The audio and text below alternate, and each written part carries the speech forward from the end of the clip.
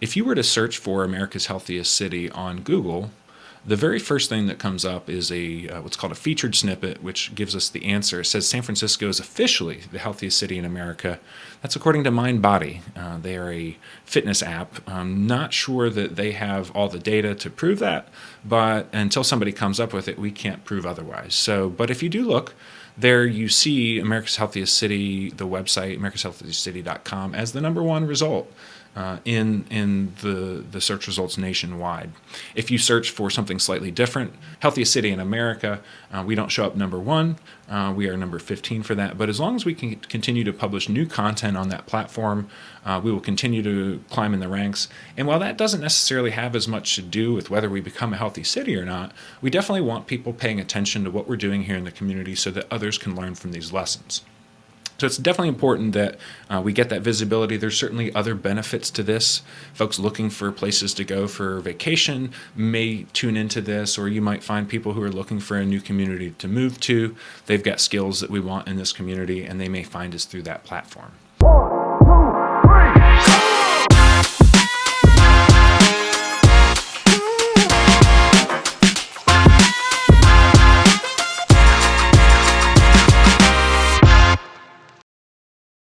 Welcome to America's Healthiest City on ESPN Richmond 106.1, part of the Mike King Biz Media Network. I'm your host, Will Melton, and we do not have a guest today. In this special installation of our show, I want to recap the progress that we've made since the start of this program in January of 2023 and spend a little bit of time taking a look ahead at 2024.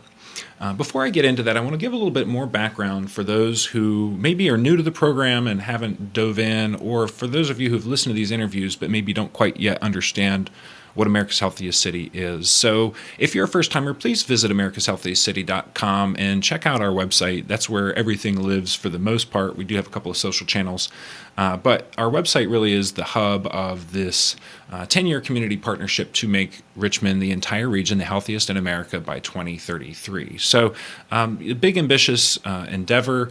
And obviously, people are probably thinking to themselves, why did you do this? What motivated that? And so I'll start there and give a little bit of a background here. In 2020, I participated in Leadership Metro Richmond's flagship program, Leadership Quest. It's a 9-month immersion program with 60 to 70 other area leaders who dive into the region and try to understand what ails it, learn tools for leadership success, and connect with other leaders in the area so that they can, better affect change in a positive way. So I completed the Quest program in May of 2020. And my immersion topic was food deserts. I had 6 folks who worked alongside me, and we sat and studied this problem. We discussed it with local leaders. We interviewed a lot of folks. And, one of the things that emerged from that project was everybody we talked to said, if you want to help people, don't feed them. We're already doing that. We really need to look upstream from this problem of food deserts or food inequity. And I think that was a really big eye-opener for me. It certainly was something that sat with me for quite a while after I graduated in May of 2020, because America's Healthiest City didn't start until January of this year. But as I thought for a couple of years, what change could I impact? What ways could I bring my resources to the table to be able to make things better for Richmond? Obviously struggling with some problems. And I thought, we build websites at Exponent 21. We run communications for our clients and ads and, lots of different digital marketing initiatives. What in that space could we potentially affect in order to bring about some kind of change? And we just thought, well, maybe we can build a communications platform. Maybe we can build a website that will help with that. I was quite overwhelmed by the multitude of things that really need to be addressed just to get to the place where people can self-sustain themselves as it pertains to things like housing or food or mental health. There's a lot of barriers to that, and it's going to take a lot of effort. But one thing that was really clear was, we need to bring everybody together. So we built americashealthiestcity.com as a website that starts that whole process off. It gives us a platform where we can publish content and begin to bring a community along. Now, talking a little bit about our goal to do this in 10 years, that's certainly a lofty goal, but what motivated that particular time frame for us was a quote from Bill Gates that says that you can do less than a year than you think you can, and you can do more in 10 years than you think you can. And so we felt like that was a solid place to start, a good time frame for us to work in. The challenge of getting an entire community to move in a different direction. It's a lot of folks. There's 1.2 million people in the metro, so we really have to work at that. So we started with that 10-year goal. We are, almost 1 year into it, a couple more days left in this calendar year, and we feel like we've made some pretty positive success. So let's talk a little bit about how we're going to do this. So we want to start out by just acknowledging the background of this. That's obviously really important, but we also need to figure out where we're going. That's a critical step in trying to determine, are we really the healthiest city in America or the healthiest region in America? And how do we know that? How can we prove that? So what we've done and just back up a little bit more and talk about the motivation for this particular approach of community partnership. There's definitely a lot of research out there that has taken place, and there have been a number of different pilot programs that similarly have taken place in different cities across the world, thanks to World Health Organization and the World Economic Forum. So they have some white papers out there, some resources that you can dive into to really learn how did they do this, what did they look at, what enabled success, and what was potentially an inhibitor. Certainly we have no shortage of experts here locally, but being able to take a look at cases across the world is an important initiative. So if you visit our website, americashealthiestcity.com, you can take a look at a story that's published called What Makes a City Healthy Anyway? And you can see 25 different metrics that we've determined are important across 8 different categories. Those metrics are all associated with social determinants of health. So prevalence of diabetes or prevalence of obesity, prevalence of inactivity, average time in bed, unemployment rate, prevalence of violent crime, infant mortality rate. There's a number of different metrics, and I'm not going to go down the list of all 25 of them, but we have looked at this, again, based on some sources of information that we gathered prior to starting this program, and we don't know where we're at yet. Quite frankly. So somebody has to measure all this stuff. We need to come up with the metrics that are going to help us determine what these rates are and what these rates look like. And that's a big task. We need a data system. We need partners who can supply that data. We need people who can put that data into the system and then run analysis to see where are we? How much more do we have to go in any of these one areas? Fortunately, we've been able to speak with a number of different community partners that are also very interested in seeing this happen. We're going to continue to have those discussions, and it's everyone from Chamber RVA to the Community Foundation to Plan RVA, all integral players in our community. And we're going to look for ways to align with their initiatives that focus on things like housing or workforce development so that we can really make sure that we're aligning all of our efforts and affecting the kind of change that we need to see. However, it's just important to know that we're not the only people in this, and we're not going to be the only folks who actually can affect the kind of change that needs to happen. We will rely on perhaps some private sector partners who are willing to allocate some resources to a data platform or folks to help populate that data so that we have that regional health index, or rather global health index, that can be used both locally and around the world. So our entire platform is based on really 3 different core ideas. We have our ambassador program that invites folks from across the community, entities from the municipal space, nonprofit business, and academic institutions to sign a pledge that says, for the next 10 years, I'm going to put my strategic decisions through the filter, which asks, how will this decision make our community healthier? We believe that if we can get entities, businesses and larger organizations active in this way of thinking, we don't necessarily have to dictate what their decisions are, and we don't need to audit their decision-making process. But if they're coming to the table, the decision-making table, with that notion of, we need to determine how this is going to make our community healthier before we move forward, at least opens up the window of conversation within a group, or it just provides that opportunity for us to pause and think, maybe some aspect of this needs to be refined so that we can get better. So, we are leveraging the ambassador program as one vehicle. We have our communications platform, and we're sharing this site, americashealthiestcity.com, as one vehicle.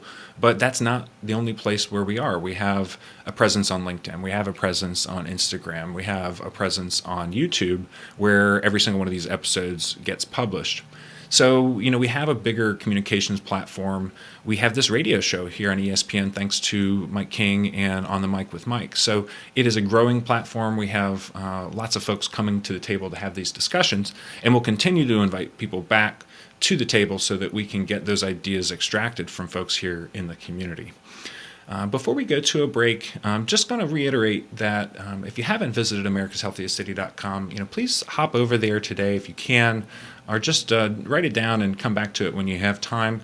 There's a lot of information there that you can rely on to learn more about what we're doing and to get involved, because it does take everybody to make a difference in this pursuit. You're listening to America's Healthiest City on Mike King Biz Radio Network on ESPN Richmond 106.1 and Choice 105.3. We are back for our special installation of America's Healthiest City. I'm your host, Will Melton. We don't have a guest today.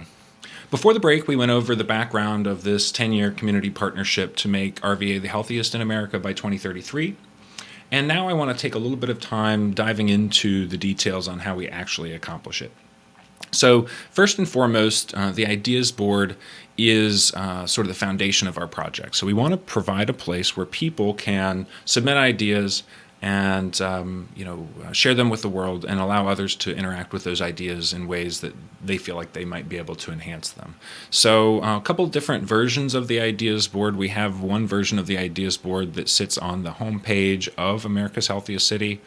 Anybody can visit that, read the ideas, submit their own, like the ones that they enjoy, and leave comments to make those things better. But we also have another version of the Ideas Board that is more interactive and dynamic, and it has some motion to it, and it's designed to be displayed on a television at a live event or a big screen at a live event. And what it enables us to do is it allows folks to come into the site, submit their idea, and then see that idea live on the website, live on that screen at that event, so that they can actually feel like their idea is getting seen and heard and has a place to live out in the world where it might actually get affected. The first place that we deployed this, the reason why we designed this, was for Teen Summit, which was in March of 2023. And Teen Summit is a really wonderful program. It's really nothing like it in the United States. This is last year was the first time that they did it. It was 300 teens from across Henrico, Chesterfield, and the city of Richmond, who all came together for a day of discussion, learning, listening, collaboration, and being heard, making sure that their voices had a place, and that they felt like through all of the things that go on in the world that they have a seat at the table for leaders to hear them and allow those ideas to be influencing the decisions that we make as a community. So I was introduced to this idea via Monica Smith-Callahan, who works for Henrico County, and she came to a Chamber RVA meeting and talked to leaders there about this program and said, hey, you guys should really get involved. This would be a great opportunity to attract young workers in the future, but really just to allow young people to be heard and have a platform for themselves. So there's a number of different folks that participated in this program. We were able to bring the Ideas Board out. We were able to give a bottle of Richmond water away to everybody who was there. Shout out to drinkrichmondwater.com if you're not familiar with that program. That is a effort to wean people off of single-use plastics. But we gave a bottle of that to every young person there so that they could also bring that idea home and talk about it with their families. So essentially what we were able to do is have a place where young folks got to share their ideas on our Ideas Board. We had active engagement with the students, and we'll talk a little bit about some of those ideas here in a minute. But I did want to just mention, while we're on the topic of Teen Summit, there is a 2024 event that's planned for February 24th, and that's going to be at the Convention Center in downtown Richmond. So really great program. If you're new to that, please check out teensummitrva.com to learn more. We're looking for folks to come to our ideas board and submit their own ideas. And so I want to do is take a little bit of time talking through some of the ideas that have been submitted to our program. And just to point out that when you're taking a look at this, if you see the name of a locality in the ideas, that just indicates that it was a young person whose last name isn't there, but we did want to acknowledge what school system they came from. Ideas that are submitted through our regular form don't have that information, but just so you know when you're taking a look at that. So we want everybody to contribute to this, but the only way to contribute is not just to submit an idea. We have other ways that folks can get involved. So one way that you can do that is you can submit comments to ideas that already exist. So we'll talk a little bit about that here in a minute.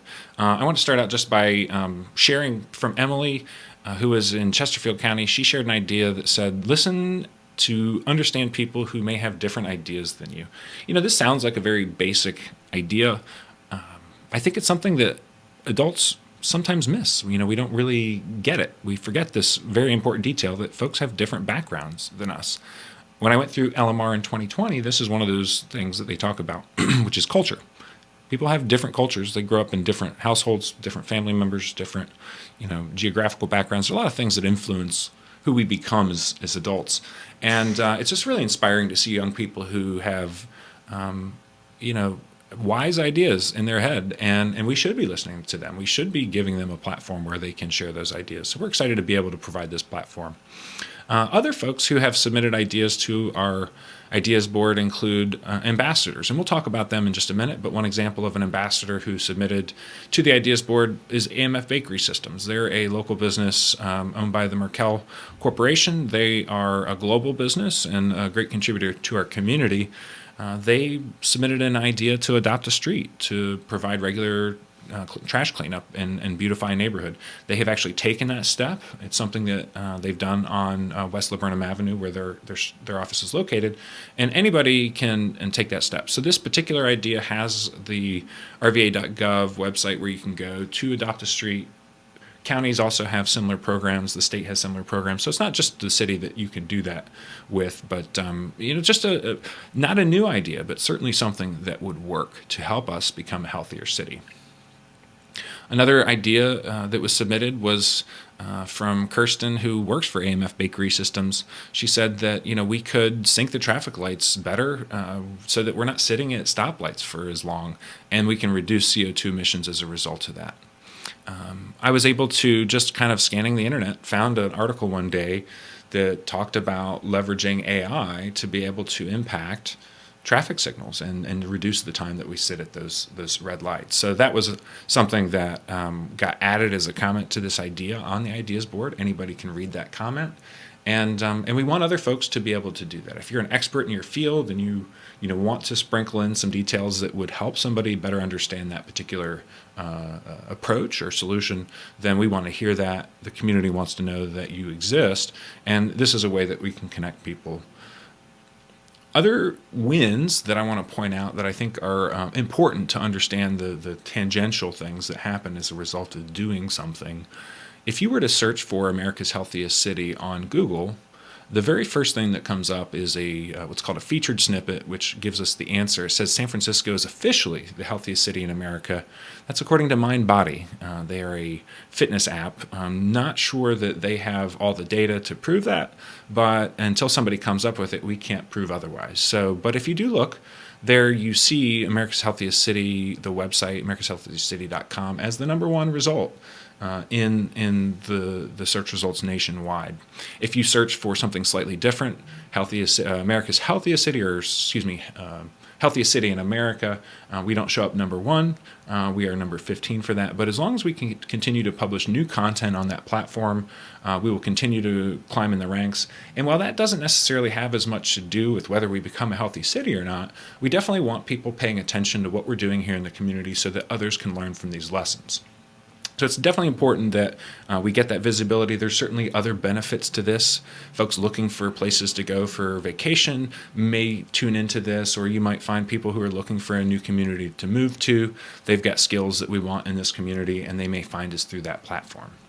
So when we come back, we're going to take a break here in just a minute, but when we come back, I want to spend a little bit of time talking about the ambassadors that we've welcomed into our program, talk a little bit about how others can get involved at the level of ambassador, and what it is that we're looking for folks who are coming to the table so that we can be really as effective as possible. Our ambassadors, really span from all edges of the community, and we have more work to do. We did a little bit in the beginning before we launched the website in January of 2023 to get some high-profile ambassadors that we knew would be good champions to the program. But every year that we do this, and maybe even beyond, we still need to gather more ambassadors that are going to help us. So we're going to take a quick break, and when we come back, we're going to talk a little bit more about our ambassadors and our communications platform. You're listening to America's Healthiest City on Mike King Biz Radio Network on ESPN Richmond 106.1 and Choice 105.3. Welcome back to America's Healthiest City on ESPN Richmond 106.1, part of the Mike King Biz Media Network. Thanks for joining me on this special broadcast of America's Healthiest City. I'm your host, Will Melton. Before the break, I shared more about our Ideas Board and Ambassador program. However, a big part of this effort is about building a belief system for our community that hasn't always been so trusting. Our communications platform is what enables us to bring multiple stakeholders to the table and help everyone understand their role in achieving this goal. Because it takes all of us. So, really, I think the biggest part of our communications platform is ESPN. It's a really well-known name across America. It doesn't matter what market you're in. So having the privilege of being on this broadcast network is really powerful to us, and it's really, again, a big part of our program. So I want to give a special thanks to Mike King from On the Mic with Mike. He's really bringing a lot of great content to the community through ESPN and Choice 105.3. 105.3, and his global radio programs as well as television. So these segments make their way beyond just ESPN and social networks, and so that's a big part of it. One of the things that I wanted to do is talk about the ambassadors that are kind of fueling this one part of things. We have lots of folks who are already signed up to this program, and I'm just going to list a few that you will know. NBC 12, great partner, Ogburn Construction, Shoed, a nonprofit, Shoes for Good. CFIT Chesterfield is Chesterfield County's nonprofit health arm. Leadership Metro Richmond, of course, a natural fit for us. AMF Bakery Systems, another example. G2 Orthopedics, RichmondHires.com, Fit for Mom. There's a whole bunch on here, and we want to encourage anybody who's interested in affecting change to, please join us. There's a way that you can pop onto this site and at the bottom of americashealthiestcity.com/ambassadors to add your name to the list. And we'll put your logo on our website, and you can put our ambassador badge on yours so that you can, tell the community that you're committed to this cause. So we are looking for people in the municipal space who are looking to make a difference and, really signal their commitment. Nonprofits are a natural fit, and we acquire nonprofit ambassadors all the time. Businesses that want to similarly signal their commitment to the community and actually take steps that make a difference. We welcome them as ambassadors. We'll help tell their stories. And then academic institutions, departments within different universities, colleges that are, community colleges, even, K through 12. Anybody who is, really looking to get involved in this, we want you to be an ambassador, and we encourage you to sign up on the website. So I mentioned, again, ESPN's a big part of this. So our comms platform is probably the most impactful thing that we have at our fingertips as a very, very small group of people who are making this happen. But when you start to interview folks for this radio show, when you start to publish content on social media and on our website, we end up getting, really a much larger group of folks who are making contributions. And we've had a lot of great guests on the show this year. I wanted to take back and spend a couple of minutes just listening back to some old sound bites from earlier this year. So the first one is Salama Wit Hailu from The Human Connection.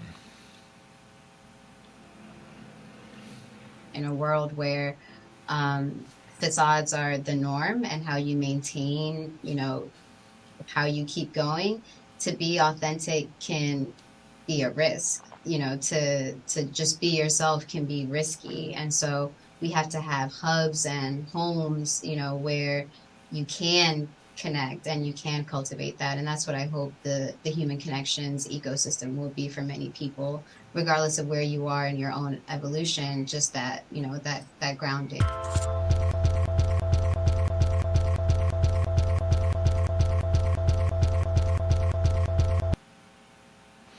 And from connecting with others to mentoring others, we have Ty King Cooper from the Richmond Public Schools Education Foundation.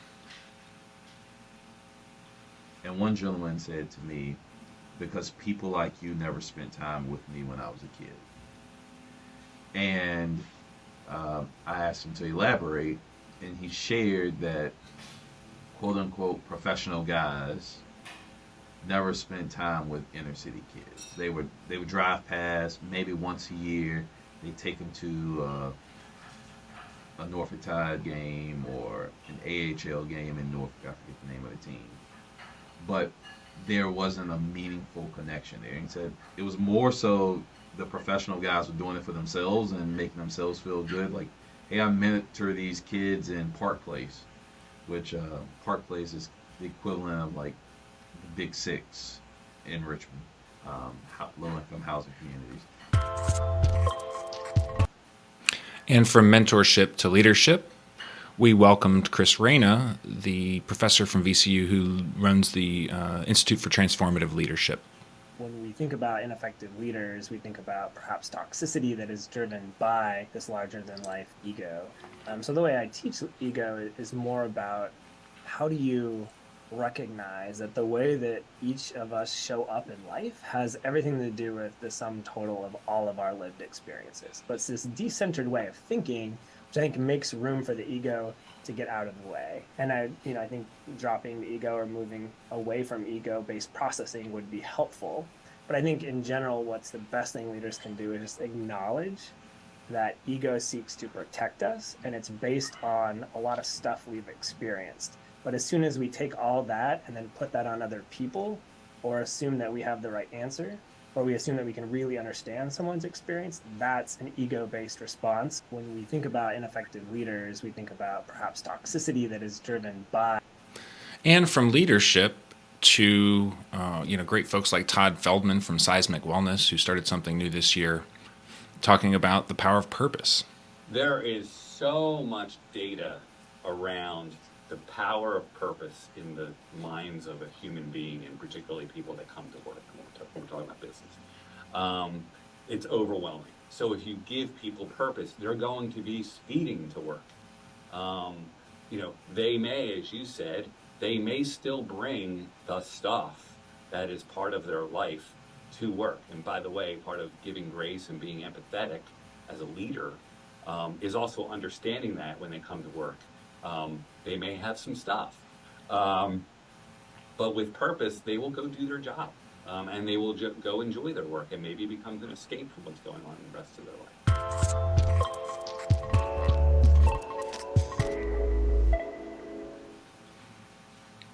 There is. So these are just a couple of clips of some of the interviews that you likely have heard earlier this year if you've been listening. We're going to have some more great interviews as we look to the future. And while right now you can listen to these shorts and full episodes on YouTube, in 2024 we're looking to turn this into a podcast so that we can get this spread further and wider across the entire community, and again, just be more accessible to you, because I know you have to watch YouTube unless you have YouTube Plus. So as we look ahead to the new year, just in January alone, we are welcoming a number of notable guests who will help us, share ideas and again, bring this community together. Very first one that we'll be welcoming onto the show is community leader Rob Ukrop, who was recommended to us by Hunter Lehman from Sportable. We have RVA life coach Dave Robinson. If you're not following him on Instagram, that's where I stumbled upon him, and a very inspirational guy. I have Fraser Milner and Jim Morgan from One Small Step. That's a StoryCorps project that I actually participated in late last year, where you have a conversation with somebody who is, has a different viewpoint than you, and that was a really welcome a conversation that I was able to have. And at the same time, everybody has the opportunity to sign up to participate in that. And those stories actually get stored in the National Archives. So we're excited about that interview. And I mentioned Monica Smith Callahan earlier. We're going to bring her on to the show so that we can talk about Teen Summit 2024 and the impact that had on the teens who came to that last year. We hope we'll be able to get somebody who was a student that attended that last year, and we're working on lining that up as we speak. So, what can you do? Obviously, we've shared a number of ideas here today, but I really want to just ask if you do me a favor and go to youtube.com/the America's Healthiest City, or just search YouTube for America's Healthiest City and find our channel and subscribe so that when we do post new videos, you get alerted and you get a chance to review those. I know not everybody is up at 6 a.m. on Thursdays, and so we want to make sure that you have the opportunity to consume this content. If you're not following us on LinkedIn, please pop over to LinkedIn.com and see America's Healthiest City there and follow us. We do share some of our shorts on that channel, and we share a little bit more from around the community if you visit Instagram.com/America's Healthiest City. So obviously, we appreciate very much you listening. We appreciate our ambassadors. We appreciate our guests to this show. I want to give a special thanks to our sponsor, Exponent 21. This show would not be possible without that team doing a lot of the work that I should be doing and supporting us with resources, human capital, time, resources, otherwise. So I'm really grateful to Exponent 21 for making this possible. If you are a person who really is interested in the Richmond community, Greater Richmond, you want to see a change happen, please join our program. Visit americashealthiestcity.com and tune in to ESPN Richmond 106.1 Thursdays at 6 a.m. to hear our interviews with RVA leaders. We'll catch you next time.